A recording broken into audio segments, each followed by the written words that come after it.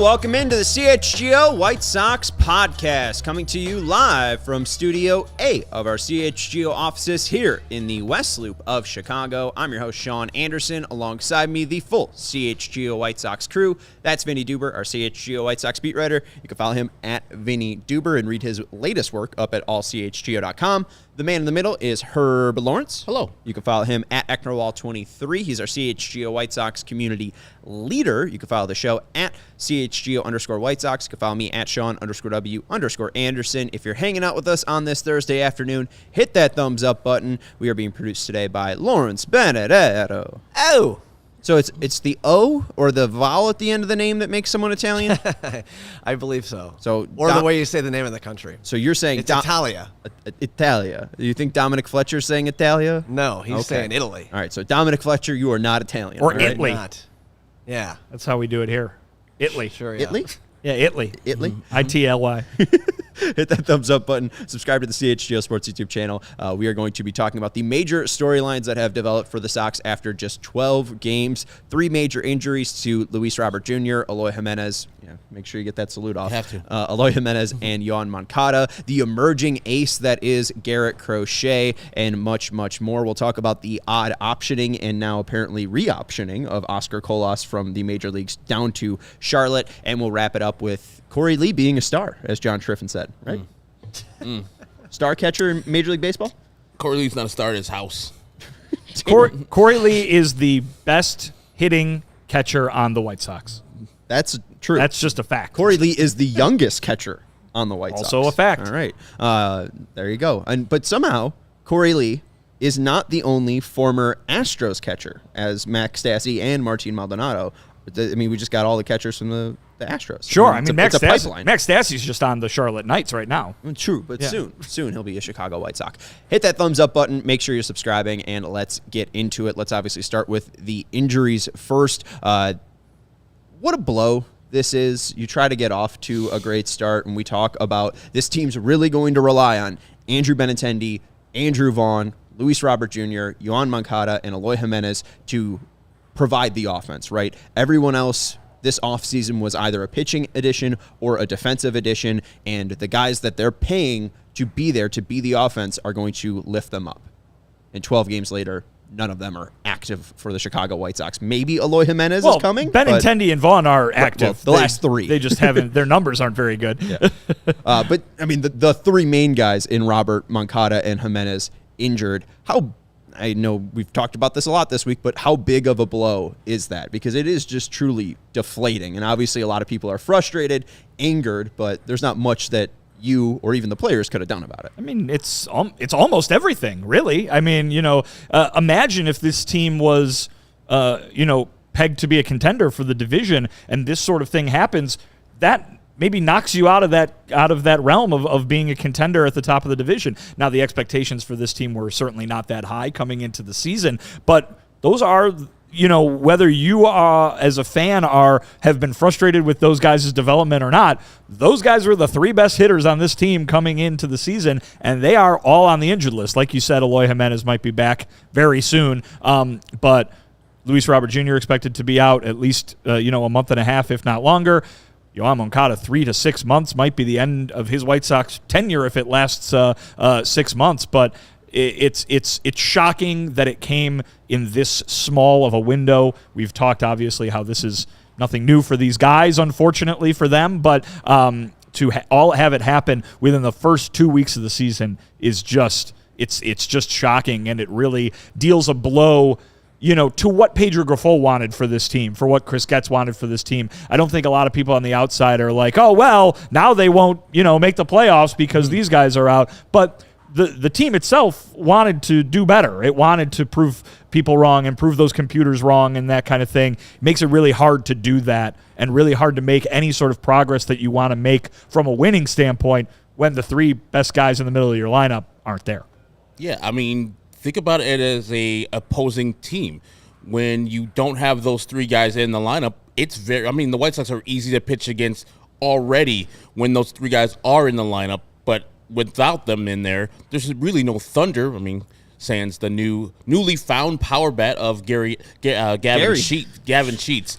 Combining the son and the father there. Yes, I was. But yeah, that was good. That's probably going to be Gavin's kid's name is Gary. Hey, he's already an old man working at a bank. But they weren't really doing anything before they got hurt. But I know water was going to find its level eventually with especially Luis Robert, who starts off slow most of the years, and then he was going to be explosive the rest of the year. So I hope his injury is not too much of this whole season. I was expected, months to be out, but I hope he comes back. But what will be the rush for there? Because the White Sox won't be in contention.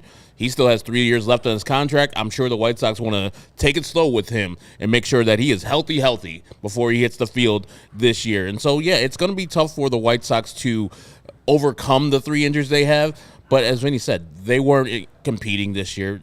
And I know the story after the fact will be, man, the White Sox just hit that injury bug in 2024, 12 games into the season. Oh, my God, that's what derailed their season. We all know that's not true. When it's written in the history books that went down, we as White Sox fans know that this team wasn't going to be any good, and those injuries just made it just worse for the team. Yeah, I think Vinny had the highest projection or prediction of record with like 72 wins. So it wasn't a team that we had high expectations for, but maybe they would have had a little bit more life. Maybe all these one-run games that they're losing would have been helped by having, major league bats in the lineup, and that's, obviously unforeseen. You don't expect by the 12th game that those 3 big bats would be out. Let's talk a little bit about timelines unless you want to add something. But if all 3 of those guys were healthy this whole time and they were doing exactly what they were doing before they got injured and he still kind of had the same record, you as a White Sox fan kind of would feel, all right, we haven't done what we needed to do, but these guys haven't hit their stride yet. And so if they do hit their stride, maybe we win a couple more games and look a little bit more respectable. Now with them out, with 2 of them gone for months,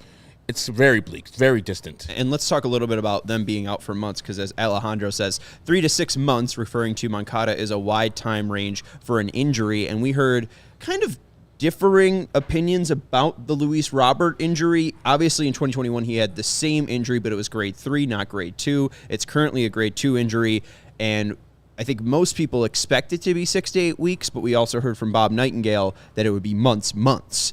Is 6 to 8 weeks the timeline we're going off of, or is it more like 3 to 6 months where it's a little bit ranging and varying, like Moncada's timeline? I think it's certainly something where they're going to obviously figure it out as it goes along, right? They're going to continue to check in on Luis and make sure that any timeline is on track, or if that needs to be amended, right? I mean, there's a reason that these things are given in very wide windows, because it could be a guy could heal up quickly and be ready to go, or a guy could take a lot longer than maybe even average. And so somewhere in the middle is probably where they expect it. But we did hear conflicting reports. I believe Daryl from the Sun-Times, among others, were those who voiced or who reported that 6 to 8 week window, which again is still a month and a half to 2 months. And then we saw Bob Nightingale on Sunday say that the team privately believes it could be, I believe he said 2 to 3 months in his notebook there, where he always drops those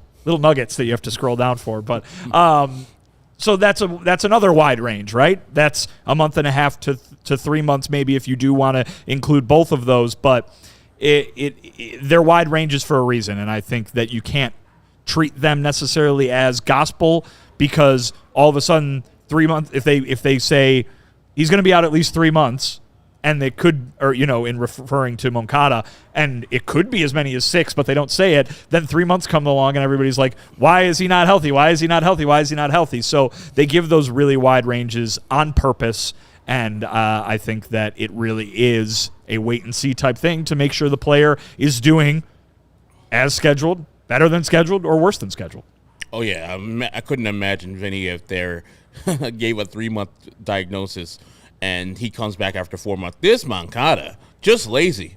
Like, that's good to give it a little range. Good to give the player a little range himself so he can know, like, there's no rush. Like, if you are healing better than usual, you'll get you in 3 months. If you take the time and need all the time, cool. And you don't want to play for the White Sox and you don't want to risk your injury for your free agency year, so be it. Come back never. Yeah, nice knowing you. And then the other guy that we have kind of more of a clear idea when he will be back is Eloy Jimenez. It seems likely that with the Oscar Colás return to Charlotte that was announced by Francisco Romero, or Francis Romero, that it seems like Eloy Jimenez is going to be the corresponding move if Colás is going down. We'll talk a little bit more about Colás and his journey, but am I off to think that Jimenez is going to be active for this Red Series? I don't believe you're off to think that. Obviously, it's not official Is yet. it the but assumption? It would be the assumption, I guess. He's eligible to come off the injured list tomorrow. I believe that placement was dated to April 2nd, so that would make tomorrow day 11 and would make him eligible to return.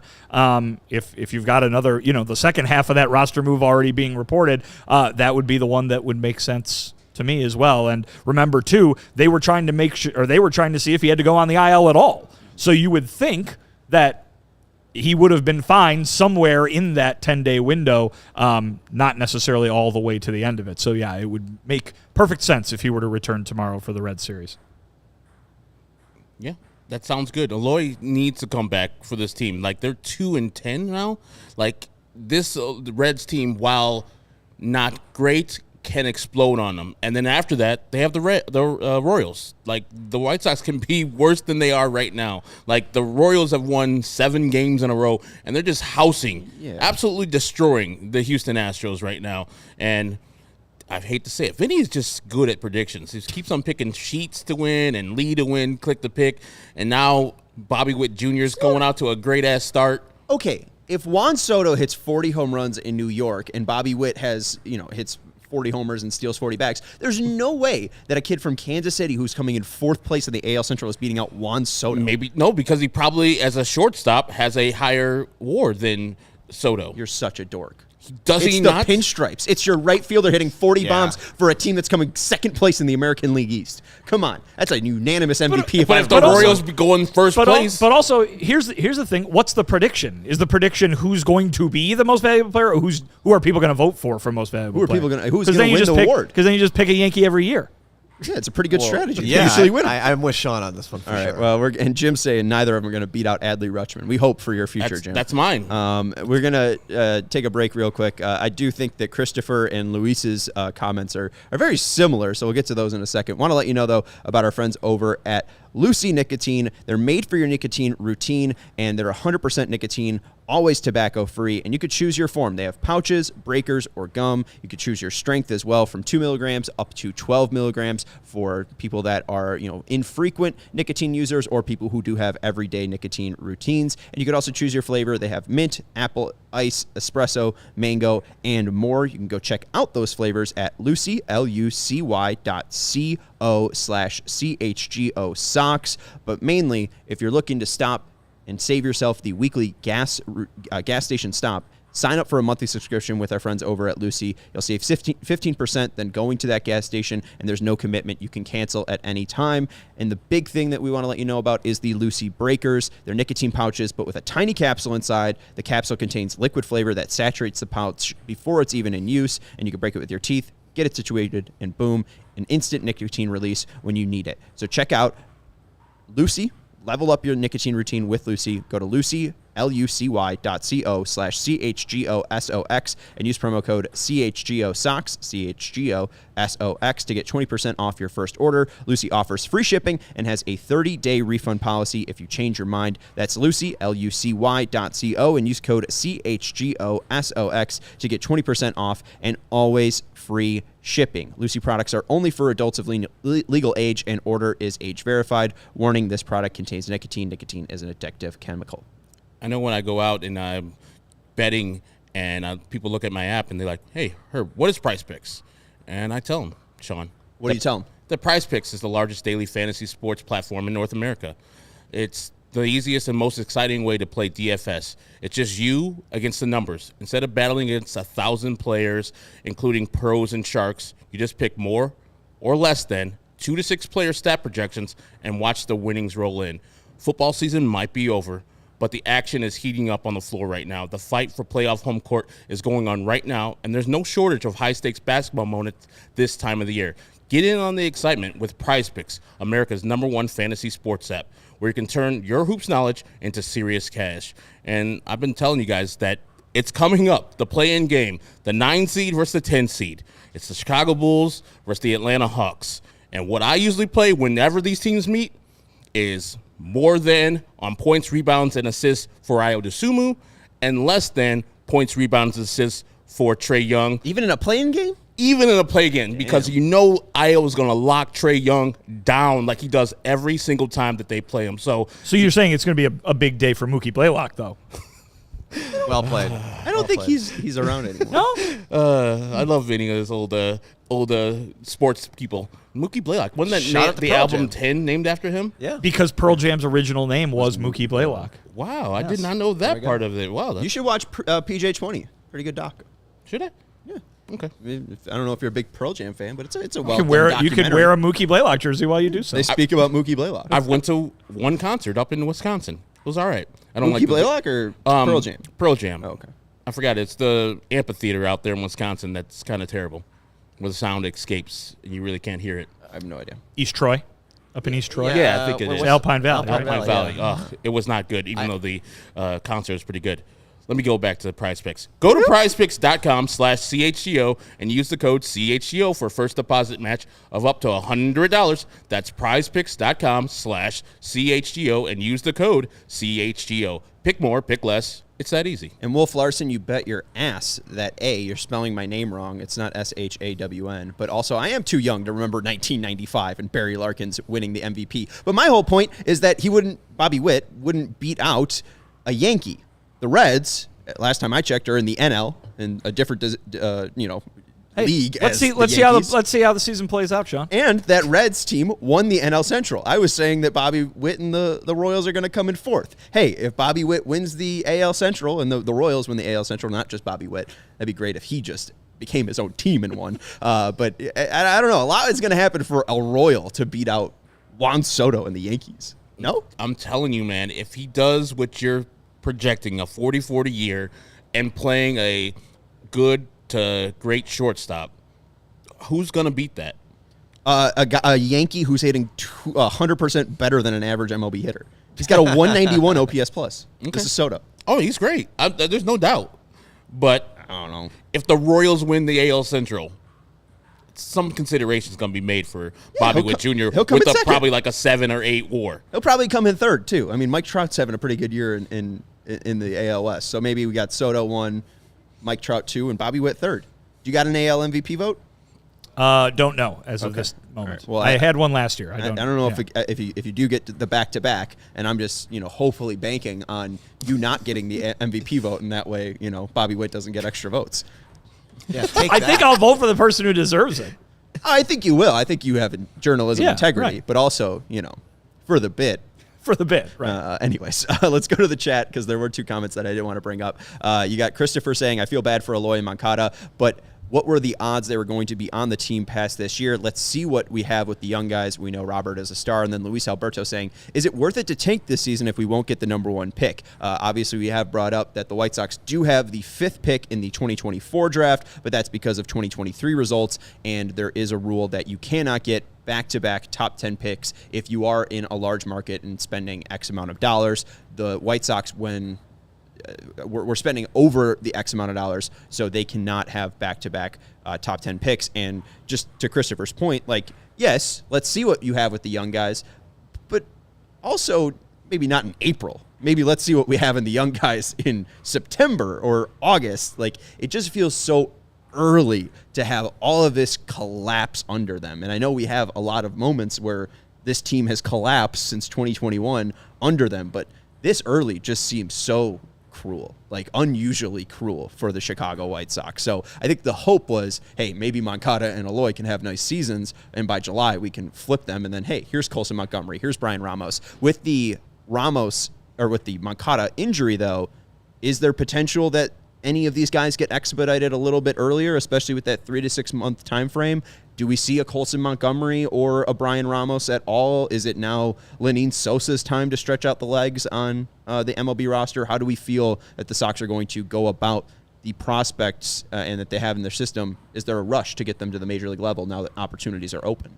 I do not believe that there is a rush. No, I think that something we heard a lot from Rick Hahn way back when the last rebuild was going on and the Eloys and the Roberts of the world were coming up was that they said a need at the major league level does not dictate the development of a player at the minor league level, and that's the right way to look at it because you want the guy to be able to come up and be ready to play Major League Baseball. It's not just like, oh, well, some more playing time for you. Let's throw you out there against the best pitching in the world, and good luck, kid, kind of thing. Colson Montgomery obviously has not played very many games at the AAA level yet. Brian Ramos is still a AA, so I don't think there's really a rush at all. I do, though, see maybe later in the season that opportunity allows them to have greater playing time, right? I mean, if Yoan Moncada ends up being out for the remainder of the season, maybe Brian Ramos, if he were to prove that he's ready, can come up and play every day, right? Whereas if Yoan Moncada, the caliber of player that he is, was healthy, he's the everyday third baseman, regardless of how good the team is. So I don't think that these injuries have any bearing on when those guys will arrive, but if it goes on long enough, the opportunity could be there for them to do a little bit more than maybe they would have gotten to do otherwise. Guy that we talked about earlier, Oscar Colás, that guy, in my estimation, I don't know if rush is the right word because he was like 25 at the time. So I thought only 1 year of having stateside minor league experience was a little too early for them to bring him up last year. And hopefully they learned their lesson. Like, just because a guy is showing out in the minor leagues and doing well there doesn't mean that he can just make the next leap to the major leagues. And we've seen that Oscar Colás has struggled in the major leagues. So I hope however long it takes for Colson Montgomery to be ready, take that time and then take an extra couple weeks for that. Like, once he's ready, sit on it and let that linger for a couple weeks and allow him to just be a regular player that's developing and not, as Vinny says, coming up to the majors to supplant some other guy who's failing or to be a roster spot for a spot that you need. So let's just have him do his thing in the minor leagues, and when he's ready, he'll let you know with his bat in his glove. Same thing with Brian Ramos. So I would love to see them eventually, and I think you're going to see them eventually. But, yeah, let Lenin Sosa have all the at-bats he wants at third and second.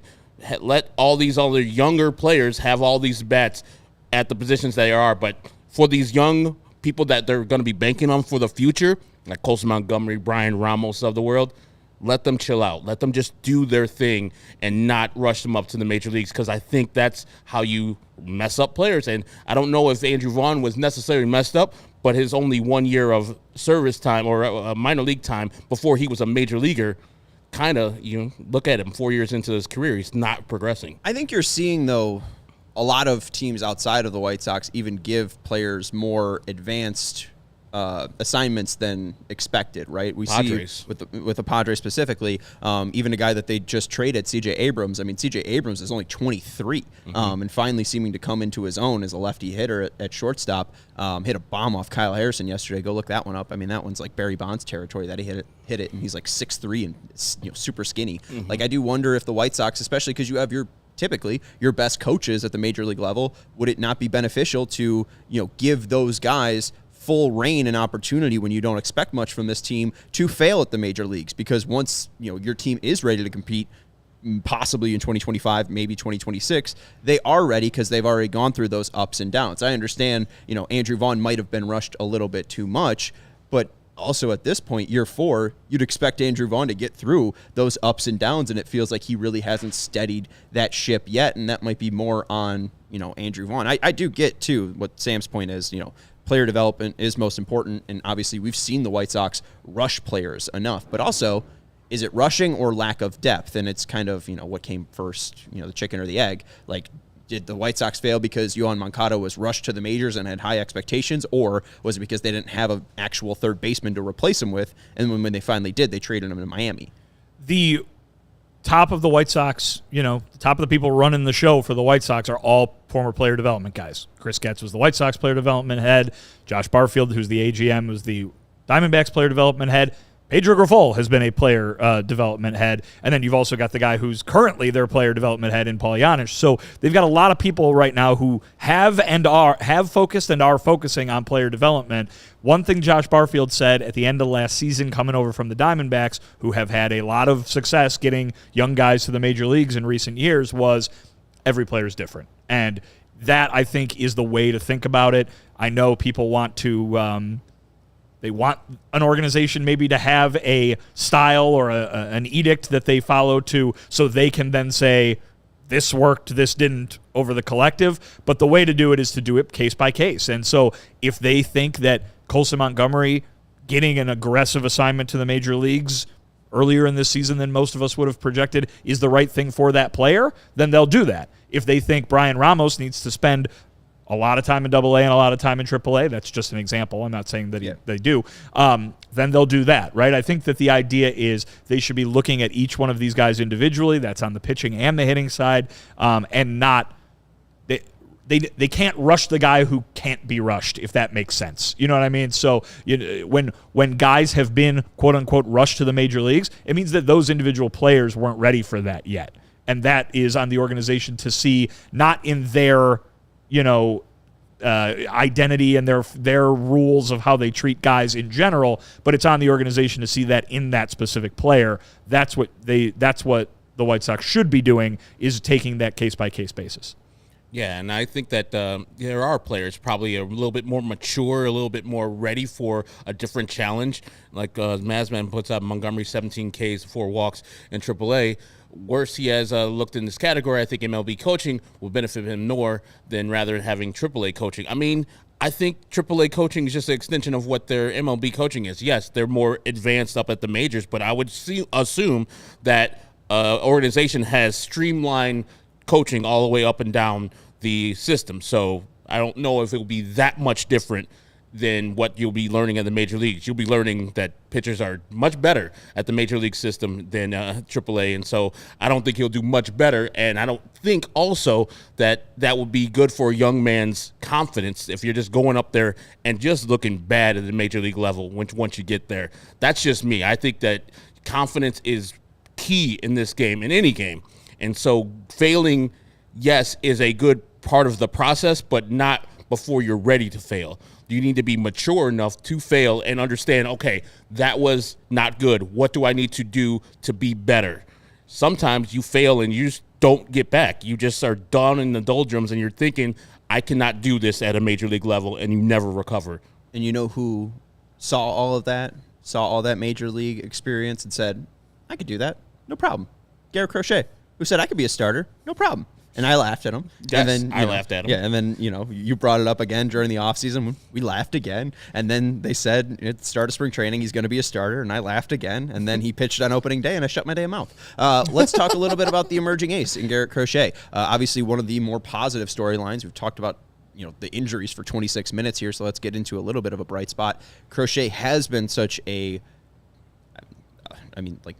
the only bright spot for this team. What is the expectation after 12 games, 3 appearances from Garrett Crochet? I brought up a little bit that we really don't know the 5th starter for the White Sox just yet. With an off day, do the Sox push back people? It hasn't been announced, but it seems like it's going to be Flexen, Crochet, Soroka for this upcoming Reds series. With Jared Schuster now on the active Major League roster, do they look to put him in a starting role at all and slide back this rotation? Do they look to keep him on regular rest? I mean, we're going to find out. I think right now Garrett Crochet is very much benefiting from the 5-day routine, and I think that is helpful for him in learning to become a starter. The idea that he needs to recover physically in a specific way, I think, is very important for him, and he seems to be off to a very good start on that front, right? He was talking about feeling really good during the spring, being on that kind of progression, and obviously so far the results have been good, and he is feeling good as well, so he says. So I think that keeping Crochet on that schedule is probably very important for him.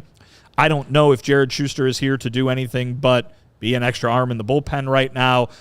We're going to see how they end up using, I believe, is it next week or the week after next, I'm sorry, when they actually need that fifth starter between now and when Mike Clevenger might be ready to go after getting back to fight, game speed down there in Arizona. So we'll see how it goes. We'll see if they use a bullpen day, if they use Jared Schuster. But I think that fifth starter is just going to end up being Mike Clevenger. It's just that he's not going to be needed, or not going to be ready to be needed, I should say, until the end of the month. I wish I had high hopes for Garrett Crochet, but this is unprecedented what he's doing. He's like a 21-1 strikeout to walk ratio. Ridiculous. He's started 3 games, and he's been phenomenal in each of the games. And so I'm looking for the other shoe to drop, as natural for a White Sox fan to think that this can't be the thing. If this is the thing for the year, God bless. I would love it. But I'm looking for the other shoe to drop, a tough, dead arm period, or other players catch up to Garrett Crochet and say, okay, I know what you're doing. I'll lay off that fastball. I'll wait until the end of the game when you throw that slider, and I'll try to hit a home run like Ozuna did or like Hunter Renfroe did. Yeah, good luck to you, but it's going to be tough to do that. So I'm just waiting for Garrett Crochet to become human again, because right now he's in the stratosphere as far as starting pitchers. Killing the game right now. Well, he starts in. And, too, you mentioned just, the only times that people have been able to get to him is Ozuna and Renfroe. You better get to him before he gets 2 strikes on you, because, as you pointed out with that strikeout to K ratio, he's just been dominant. I mean, able to locate in the zone, challenge hitters, 21 strikeouts to 1 walk.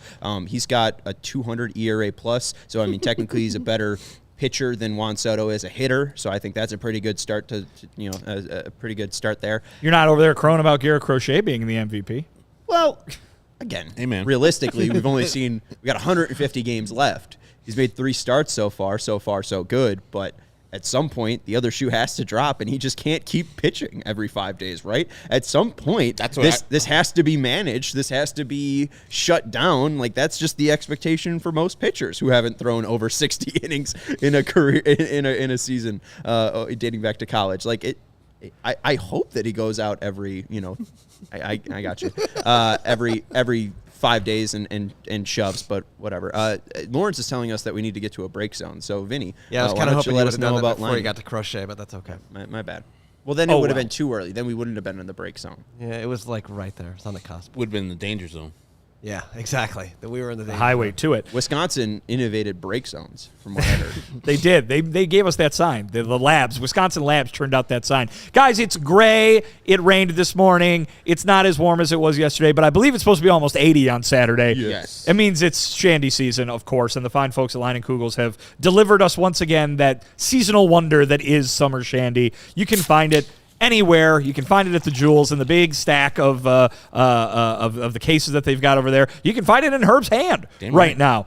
And, it's perfect for whatever summer activity you might be doing. Let's say you want to go down to the lakeside and have yourself a picnic. Go ahead and bring some summer shandy with you. Let's say you want to go down to Guaranteed Rate Field and have yourself a tailgate. Bring some summer shandy with you. Let's say you're driving, you're walking, you're hiking, you're canoeing your way up to Wisconsin. You're going to want to bring some summer shandy with you. Don't drink it while you're driving. Well, bring it with you. That's what I said. Okay, just checking. It didn't say you had to be guzzling it. Transported. I was confused. Mercy law. So, if perhaps the shandy runs out because people are obviously going to be buying it by the crate load to take on their summer adventures, don't you worry. You can have yourself some berry vice. You can have yourself some honey vice, which is made with real Wisconsin honey by real Wisconsin bees. And you can go get yourself some Sunset Wheat, some Lakeside Cherry. Why don't you cross that state line and go ahead and get yourself some Liney's Original.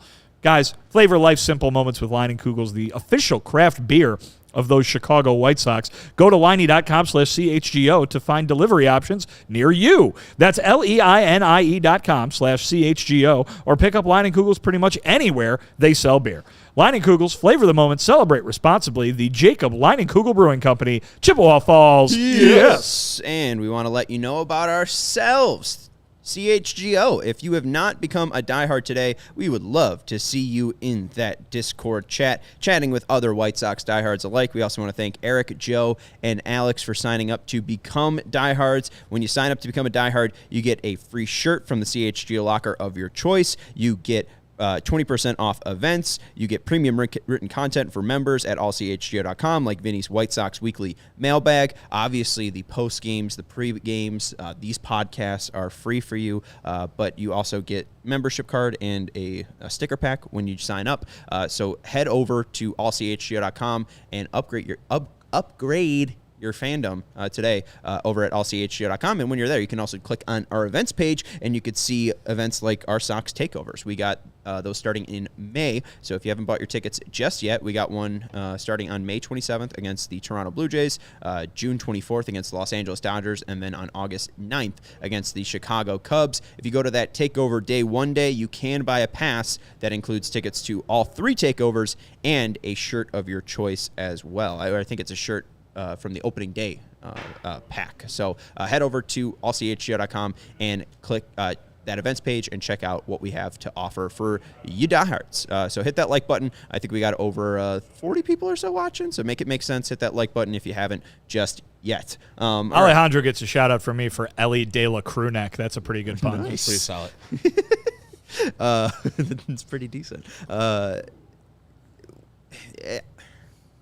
So I don't even know where to go here. I was thrown off by Ellie De La Crewneck. We were talking about Garrett Crochet, and I did want to comment that I don't know if right now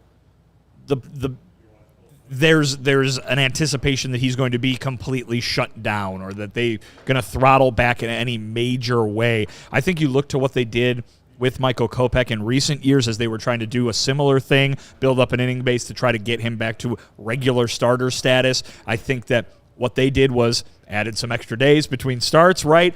I don't know right now if that's beneficial, but by the time we get to June, July, and August, maybe that is more beneficial for Garrett Crochet. I think you probably see a little bit more smaller moves like we saw in his last start, which was him not even getting to 80 pitches and Pedro saying, after what he did in the first 2 games, we didn't want him to go that far anymore. We thought that was a good amount for him. Because while the game might have dictated that he was nearing an end, I mean, he's been so good, why wouldn't you keep him in there to let him go to 90+, which you had the start prior with Garrett. So I think you'd probably see more moves like that maybe where they would try to do it on a micro level rather than be like, all right, it's August 15th and Garrett Crochet, you're done. No more pitching for you.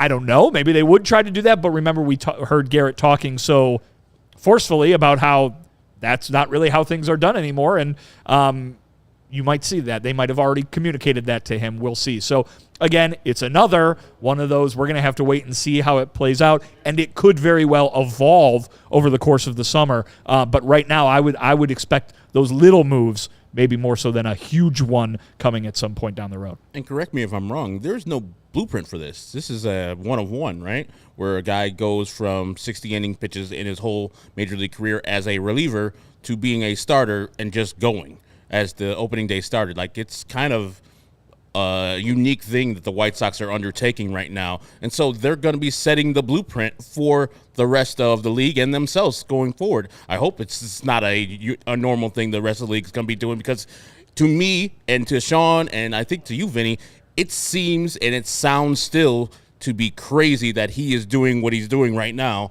and that he's doing it so well. If he was out here doing the starts and had like a 5 ERA, I think most of us were like, hey, man, that's pretty good for a reliever to be doing what he's doing as a starter, a first-time starter. He's getting used to it. You know? And now he's not only doing it, he's excelling at it. So it's, I mean, I don't know when they're going to pull him, but that's what I expect. Like, you know, this can't continue. This can't be the thing. He can't be this good, because I can't put my mind around a guy doing what he has done in the 3 starts he has done from where he came from. And I think the biggest thing that stands out is just the way that he's been painting, the way that he's able to control. When he wants to throw a backdoor cutter, here's a backdoor cutter, and it's going to be a strike, and Corey Lee's going to frame it, even though, you know, it's going to be a strike from StatCast perspectives, the umps perspectives, the broadcast perspectives, because this guy is truly just so confident out there. When he wants to throw a fastball up high in the zone, he's throwing a fastball high up in the zone. Like, it's very rarely that he's getting out of his mechanics. You're seeing bad or wild misses.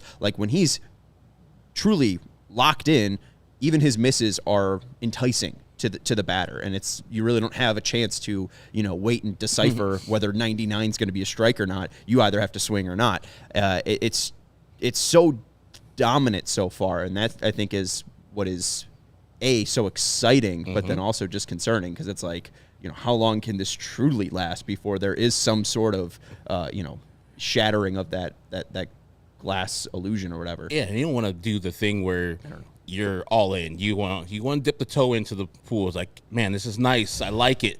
This is all good. But I know that, if you follow a star and you go and you get all the hype of that star, it could be let down. We could see the 3 injuries we've already had for the White Sox. And I'm not putting that on Garrett Crochet, but that's what White Sox fans feel like. I don't want to put myself all in to Garrett Crochet because I know disappointment's on the other side as a White Sox fan. And I think someone in the chat earlier brought up the idea of either trading Garrett or Kopech. Is that a possibility for the 2024 White Sox? Is, hey, we're going to show what Garrett Crochet can do as a starter, and then he could be someone else's problem. Again, so far he hasn't been a problem, so I don't really know why you'd want to get rid of Garrett Crochet. And then Michael Kopech, they move him to the bullpen. Is that them saying, hey, he's a lesser pitcher than we thought, just because he's not a starter, not able to give you 5 innings every 5 days, or when a guy's throwing 102 and looks Aroldis Chapman-like on the mound, is that a guy that could be a part of the long-term future now that he's found a role? I don't know if the White Sox are actively shopping him, but I guarantee there's going to be teams actively calling the White Sox for Michael Kopech, and they might be hearing some things that they might not have thought they would have heard when they demoted him to the bullpen. And so, yeah, I think that the White Sox will listen. And hopefully they're listening and they're willing to do it, because for whatever Michael Kopech is, his White Sox time in the tenure, if he's just going to be a great closer, that really doesn't do anything for a team that's going to lose maybe 100-plus games. So if some other team comes calling for you and comes calling for Michael Kopech, I'm listening, and maybe I'm more active to trade him. Now, for Garrett Crochet, no. I'm staying right here. What, they got from 3 more years after this? 3 including this, 2 more after this. No, sir. I'm keeping him. If they were to go to trade a guy with 2, or I guess 3, including this year, 2+ years left of control, that would be really tough for the White Sox to tell their fans that we don't think we are going to be competitive in time for Garrett Crochet to help us in 2026, right? I mean, I understand that rebuilds, and the last rebuild that we saw with the White Sox took longer than that, but it would not surprise folks maybe if they weren't ready to go by next year. But the year after that, you're saying this is like a 4-year project. Like that's a hard sell. And I think, remember, I think back to what Jerry Reinsdorf said of why he hired Chris Getz, to make it happen as quick as possible. Mm-hmm. I don't think a lot of folks maybe are overreacted to that, saying as quick as possible means immediately, and I didn't think that's what he meant, but it means that there is an intention to get this going, right? That this isn't going to be something where we'll see you 4 or 5 years from now when we'll finally be good again. I think that it might be a tough thing to say they're going to be competitive again right next year, but if you're telling me that a guy who's under control for 2026 can't help you in a competitive season, that's tough. Michael Kopech, maybe.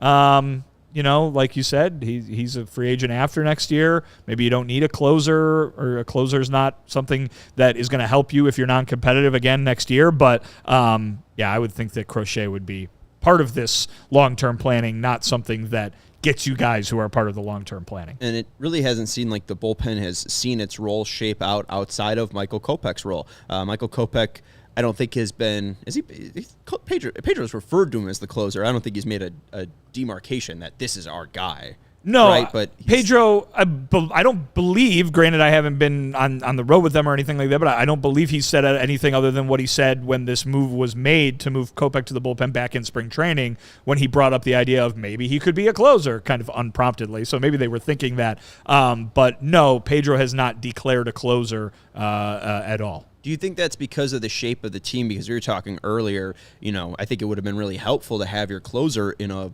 extra innings scenario, especially one that can blow fastballs by people like Michael Kopech can. But the role that they've been using him is a multi-inning, a multi-batter role. We saw 39 pitches against the Braves. We saw a lot of pitches against the Royals. That was just for him not really getting out of that 8th inning, but faced 6 batters through 31 pitches. We saw him in a multi-inning role also on March 31st, where he threw 17 pitches in 1 2/3, and then 2 innings against Cleveland. And in that first inning, in that 8th inning, he goes up against 7, 8, 9 of that lineup. Is it more of a closer role? Is it more of we have a tie game or a 1-run lead, and we know this is the guy that we want to protect a lead with? How does this role look for him? Because I think if it was a closer role, we would have seen Kopech yesterday instead of Brian Shaw in the 10th. Well, Kopech wasn't available yesterday, and Pedro said that after the game. And again, but is that because of overuse with the 2 innings and do you regret using? I innings, I wouldn't call it overuse. I would call it use. They obviously wanted him to go out there for those 2 innings in that situation. If you'll remember on Tuesday night, when they put him in the 8th inning, they had the lead. And so to protect that small lead in the 8th and 9th inning, they threw the guy out there who they're treating like their best relief arm right now, right? So I don't think it was wrong to make that move on Tuesday, but it certainly meant that he couldn't use him again yesterday. So that was done. They knew that was going to be a possibility. I see them right now. Pedro has said in the past, really the past 2 years, that the only time that he needs to declare a closer is when you have a guy like Liam Hendriks, who was the best closer in the American League, right? Who, when you've got a guy that is so dominant and has the ability to go out there so often. So I don't think from a baseball perspective, Pedro is necessarily mad that there is not one guy that is the closer. I think he's happy to use the matchups that he, determines before the game starts are the ones that he wants to use. That being said, Kopech has looked awesome, and they're using him in a way that is not like a regular reliever right now. They're using him in multi-inning roles. They are obviously, as you read, have been moments where they've thrown him out there for 1 inning and the pitch count has gotten high for other reasons, right? That he wasn't exactly dominating like he did the other night. But they're using him multi-inning roles, giving him a few days off. Multi-inning, few days off. This maybe is the transition from starter to reliever. Maybe. I don't know, after not just the spring and not just the offseason, but now multiple years of being on that 5-day routine of a starting pitcher, is Michael Kopech ready to go a back-to-back? I don't know. Maybe he's not. Or maybe they're just using him in ways that is preventing that at the moment. So we'll see how this continues to play out. I think that he is a guy that, again, they're treating him like one of, if not their best relief pitcher right now. It would make sense that they would want to use him in all those types of situations, but are they going to keep using him in ways that prevent him from being used on a, 2 out of 3 or 3 out of 4 night basis like we saw Liam Hendriks do so much? Liam Hendriks was coming off of years of being used like that. Michael Kopech has only been used like that for a few weeks now.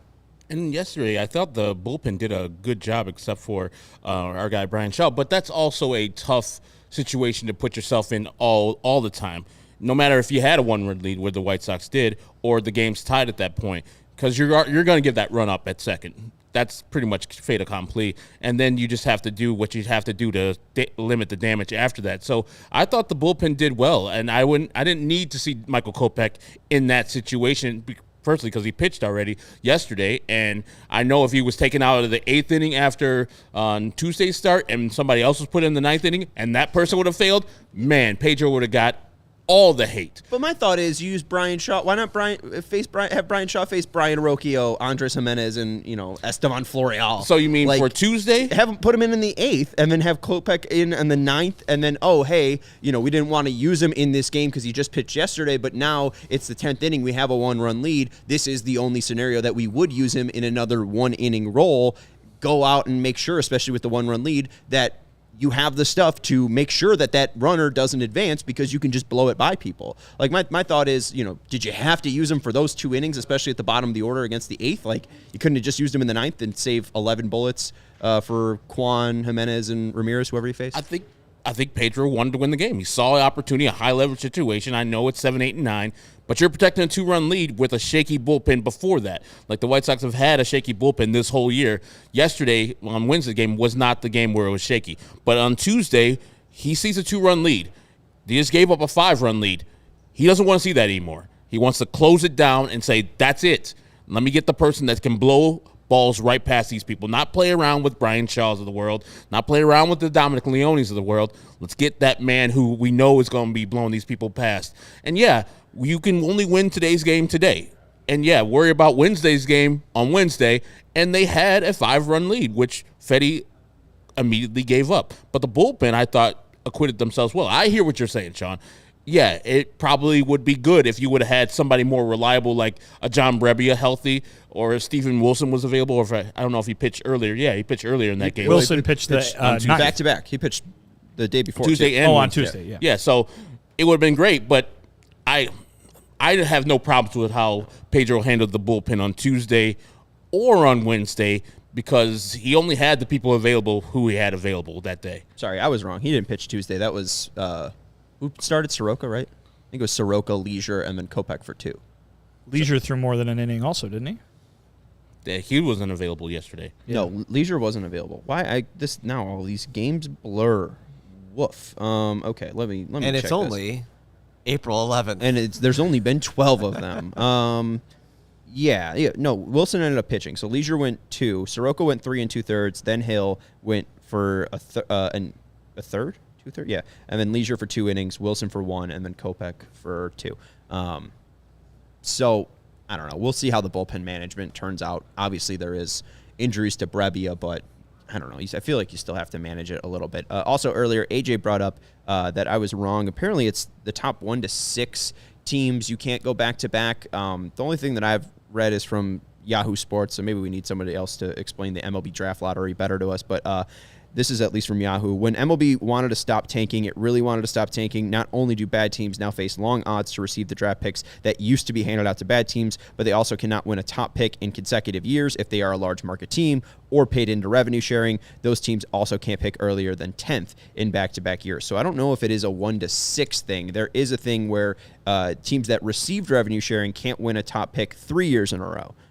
But that's not the White Sox. That's more A's, Pirates, Tigers, and somehow the Cardinals. Yeah, I think the lottery's only 1 through 6. All after that is the consecutive teams of how you finished, unless you're ineligible, like the White Sox are ineligible to get in the top 10 next year, so they'll have to go at 11.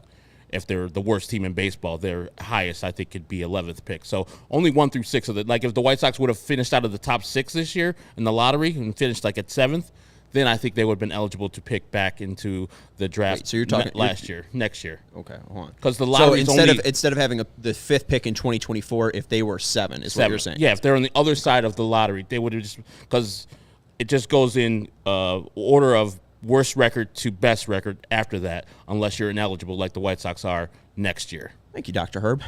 Appreciate it. PhD in baseball draft lotteromics. It was because we was down there in Nashville for the baseball meetings. We rubbing up against the guys who run the lottery. No, I stumbled in and talking to hey, Cespedes Barbecue and Herb all Herb and Brad Paisley broke down the draft lottery rules. Still wore a hat inside. It was weird. It's like a little Stetson. He's got a bird under there. He just keeps a bird warm under that hat. Anyways, what are we looking forward to in the last 12 games? We got about 8 minutes left. What is the big thing that you are looking forward to for the Chicago White Sox team? I'll bring up Oscar Colás, and we'll talk about that a little bit later. So if you guys want to freestyle before we get to the messy Colás up and down, feel free. Is it Corey Lee? Is it Gavin Sheets? No, I mean, is it how fast develops? I'm 100% knowing that Gavin's going to come on the other side of this. He's been doing well, and that's why we gave him props. And people getting on us, well, wait until June. Yeah, we'll wait until June. And when he does return to being regular Gavin Sheets, we'll just say, hey, that's just Gavin Sheets. But we got to give him his praise when he does his thing in these first couple weeks. He's been killing the ball, and he wasn't even expected. Most of us, I thought that he wasn't even going to make the team. He was in a battle with Mike Moustakas, and I thought, hey, they're going to pick the veteran guy. They're going to have that leadership from a guy that they understand and know, and have Gavin Sheets, who has an option on his contract to go back down the minor leagues and get all the at-bats he can do. But I'm looking forward only to right now is the Garrett Crochet starts. That's about it. Yeah, I mean, I'm interested in the whole identity building of this team, right? I mean, I think we came into this year knowing that the wins weren't likely to be coming in a great great rate. So is it going to be something a guaranteed rate? A guaranteed rate, if you will. Thank you, Law. But so is the other stuff that they were expecting to happen going to happen? Are they going to be able to, Sean, as you just mentioned, play fast? Are they going to be able to create this identity and do the things that Chris Getz outlined that he wanted to see this team do in this supposed year of learning what they're about, setting a foundation for what's going to happen in the years where they will be more competitive down the road? We've seen kind of some yes and some no about that so far, right? We've seen some really good base running plays. We've seen some more defensive certainty in certain areas, but then there have been nights when the defense falls apart. There have been nights when the base running isn't that great. There have been nights when it looks more like the last couple of years. So are they going to become that team that does do all those little things right, like Pedro and like Chris want to see, or is it going to be a little bit more inconsistent and it just comes down to you need to have better players? Yeah, and we saw too, at least a little bit with that fast, we saw in that first homestand, Nicky Lopez steal second, and then when the throw went down to second, Shoemaker ran home and was able to steal home. And then we saw in yesterday's game, too, Andrew Benintendi on first, Gavin Sheets on third. Benintendi goes for the steal with 2 outs. He's able to get into a rundown. Sheets is able to score before Benintendi's tagged, and they get that 2-0 lead out of the first inning. There has been some fast play, but again, maybe they just don't have the horses to run fast enough. Shout out to G. Michael for his first ever Super Chat. Michael? G. Michael. I don't know. I don't know if that Gene George Michael is with us. Sports Machine? Oh, I was thinking of George. The singer? The Wham guy, the John Brevia guy. I was thinking more of the Sports Machine. Yeah. Which I don't know love if the you've old ever Sports seen. Machine. Now, Sean has no I think idea. I know of it because old people reference it, and I log that. But yeah, no, I never saw. Is that even on cable? It was on Channel 5 after Sports Sunday. NBC. Sports Sunday on Sundays. What used to play after Sports Sunday was Carson Daly's NBC show. So, yeah, I was not watching George Michael's Sports Machine. No, that played after SNL. Oh, is that a Saturday thing? Yeah. Oh, that's my bad. Last Call with Carson Daly. I thought that was a Monday to Friday show. It was a Monday to Friday show. He's right. Nothing to do. Oh, yeah. boy. G. Michael. G. Michael, what's most important, the $10 Super Chat. Thank you to G. Michael for your Super Chat. If you all had to absolutely guess, how do you see the White Sox ballpark situation realistically playing out, and where do you believe they will be playing their games in the 2030s? Vinny, do you want to take this first? Do you want to guess? Where will they be playing their games in the 2030s? Chicago. How about that for an easy guess or an easy answer? As I've said many times when we've discussed this over the last few months, is that this has been news. This stuff has a tendency to happen. These stadium deals have a tendency to get done. But that being said, the appetite is probably in a much different place now among the general voting public and their representatives as it has been than it has been in years past. You just saw voters in Kansas City turn down public funding for stadium projects in that town. You hear the governor of this state, J.B. Pritzker, approaching this idea of public money for both the White Sox and Bears stadiums with some real apprehension. And so I think that you're looking at a climate that is a lot different than it has been in the past. But that being said, these things tend to get done. There usually are politicians who find a way to make that happen. So I would not say that we're anywhere close to the 78 proposal being unrealistic. I guess we're just waiting to see what the next step is. But I can say this with a lot more confidence. I don't think the White Sox will be leaving the city. I agree with that. But also, if we see with our folks down there at PHNX and their Coyote situation, where I think Jerry lives in Arizona in the offseason or full-time, so he could see that firsthand, where the Coyotes are more than likely going to be moving to Utah. And so I'm sure Jerry and his people are going to use that as some type of leverage play. As Cortez says, the Nashville Stars. I think he's going to try hard to have that as a leverage thing. It's like, you guys just saw how the Coyotes just moved really quickly, and now the Diamondbacks are talking about, hey, we need a new stadium. But Chicago's different. And the Diamondbacks are saying they need a new stadium? Yes. Chase Field seems fine. They need repairs to Chase. Oh, okay. A lot of money, like $500 million. They had a rain out because they couldn't close the roof. They can't a rain out in Arizona. They can't move the roof. Like, once it's open or closed, it has to stay that way the whole time. It seems. Just know the forecast. And plus, it was a spring training game. My biggest thing is, I don't think they're going to get the public money, but also with the Nashville Stars thing, like, they're not moving to Nashville. It's very clear that MLB is looking to expand before they have a team move out of Chicago. And it seems like the A's will move to Las Vegas. Portland will get an expansion team, and Nashville will get its own expansion team. And that way they'll have 32 teams. If they move the White Sox to Nashville, they're going to have to find another city to take on a team. Chicago. But I don't think that's gonna happen. A Cleveland Browns type situation? And Matt's saying Tony La Russa is part of the group in Nashville. Jerry's best friend, also who's a part of that, is Dave Stewart, who Tony La Russa coached, and Jerry Reinsdorf has a good relationship with. And we've heard that Jerry was more meeting with him to talk about a Nashville expansion. I do believe that. I understand no one wants to trust Jerry Reinsdorf, but that Cranes piece that was put out is very clear the White Sox plan. Jerry's going to die. The team will be sold, and what he's trying to do is secure a stadium for their future. I think in 2030 that won't happen. The 78 won't realize, and the White Sox will be playing at Guaranteed Rate Field because it's 30 years old. It's not like Guaranteed Rate is crumbling like Comiskey Park was. It's not infested with raccoons. And also, the state owns that park. Mm-hmm. If repairs need to be made to the park, you don't need to ask for public money. It's on the owners of the stadium, which is the state, to make them, I would imagine. And there's a great article, too, that goes into the White Sox have pulled from the state a ton. They've put a lot more, or they've taken a lot out of the state's fund rather than putting their own money in. There's a piece by Malachi Hayes. I forget the actual publication that published it, and that's on me for not remembering that. But go read it. It's over at Southside Weekly.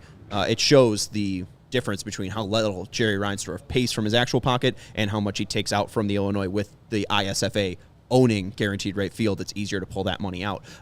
Anyways, final thing that I want to get to, Matthew Cortese brought up in the chat that here are the White Sox burning Oscar Colás's option, a horrible organization. Vinny, you brought up in the chat that since Colás was already on the 26-day chat with roster, you guys, by the way, people can't go find this. No. Our text thread. Yes.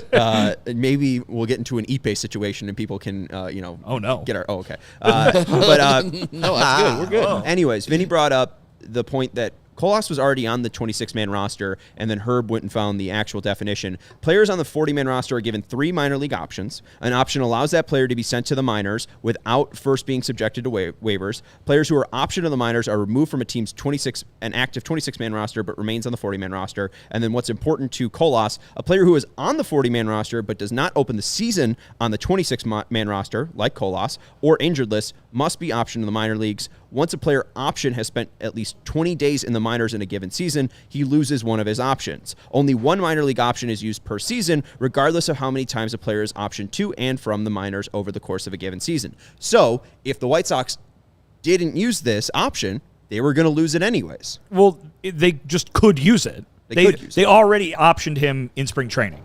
This is my understanding. I hope I'm right. As you just read, it's a lot of MLB.com. It's a lot of legalese in there in the MLB rulebook. But my understanding is that he was optioned in spring training to AAA Charlotte, right? Then the season starts. He hasn't played 20 days of minor league baseball yet, right? And so they brought him up. They're going to send him back down reportedly tomorrow.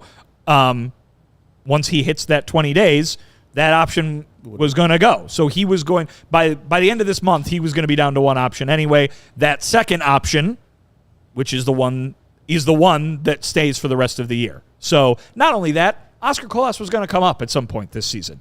He wasn't, I mean, they weren't like saving him to use 2 options in 25 and 26. He was going to be on this roster this year in some capacity, and he was this time, albeit supposedly very briefly. And what I learned, and I don't know if other people already knew this, that once the option's used for during that year, you're good. You can go up and down 5 times. Correct. Up to 5 times. Yeah. Correct. So I mean, there's no worries, and 2, Moncada had to be placed on the IL because he wasn't going to be healthy, and we've complained a lot about the White Sox playing a man down. They didn't on Wednesday, and then they had a day off on Thursday where they're easily able to send him back to Charlotte. I don't think this is a huge deal. Is it weird? Yes. Is it illogical? I don't think so. I think there is some logic to follow. And you got to remember too, there aren't many guys on the 40-man roster. There's only 2 other position players that they could have used, Zach DeLoach and Brian Ramos. both of those guys have yet to make their major league debut yet. I don't think you want an option burned on Brian Ramos if he's not going to be up to the major league team this year, but we'll see. So I don't think that this is as crazy as it maybe was initially struck as, hey, why would you bring this guy up for only one day?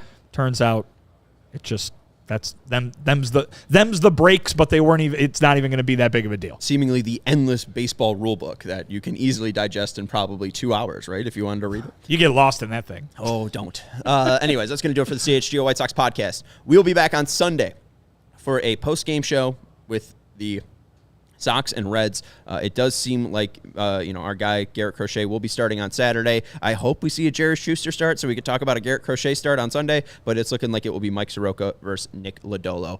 So join us around 3:30-ish right after the game ends for that post game. That's Vinnie Duber. You can follow him at Vinnie Duber, and he will be at the ballpark, so make sure you're checking him out to get updates this weekend. That's Herb Lawrence. You can follow him at EctorWall23. He's our CHGO White Sox community leader. I'm Sean Anderson. You can follow me at Sean_W_Anderson. Thank you to Lawrence Benedetto for producing the show, and hit that like button on your way out. We will talk to you on Sunday. Goodbye. We all silly like the mayor.